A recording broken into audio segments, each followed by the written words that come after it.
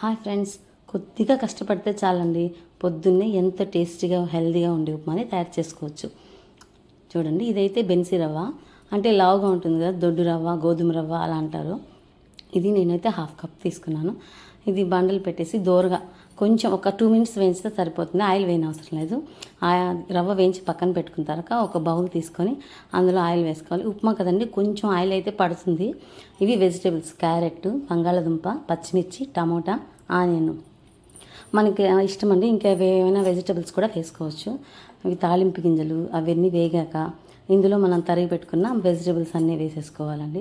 ఒక 5 మినిట్స్ మగ్గనిస్తే చాలండి, ఎక్కువ అవసరం లేదు. ఎందుకంటే ఇది మామూలు రవ్వలా కాకుండా ఉడకడానికి ఒక 5 మినిట్స్ టైం తీసుకుంటుంది కాబట్టి. చూడండి, కొంచెం వేగాయి చాలు. ఇందులో మనం 1 కప్పు రవ్వ తీసుకున్నాం కాబట్టి హాఫ్ కప్పు, ఇందుకు 2.5 కప్పు వాటర్ పోసుకోవాలి. 1 కప్పు రవ్వకి 2.5 కప్పు వాటర్ పోసుకొని దానికి సరిపడా ఉప్పు వేసుకోవాలి. వేసిన తర్వాత ఒక 5 మినిట్స్ ఇలా వాటర్ బాయిల్ అయ్యే వరకు ఉంచేసి తర్వాత వాటర్ బాయిల్ అయ్యాక చూడండి, వాటర్ బాగా బాయిల్ అవుతున్నాయి కదా, ఇందులో మనం రవ్వ వేసేసుకోవచ్చు. ఇది మామూలు ఉప్మా రవ్వలాగా గడ్డ కట్టదు కాబట్టి ఒకసారి వేసేసుకున్నా ఏం నష్టం లేదు.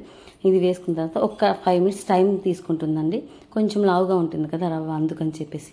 చూడండి, ఒక 5 మినిట్స్ అలా ఉడికేసండి. లాస్ట్లో కొంచెం గీ అప్లై చేసేస్తే ఎంత టేస్టీగా హెల్తీగా ఉండే ఉప్మా రెడీ. నా వీడియో నచ్చితే లైక్ చేయండి.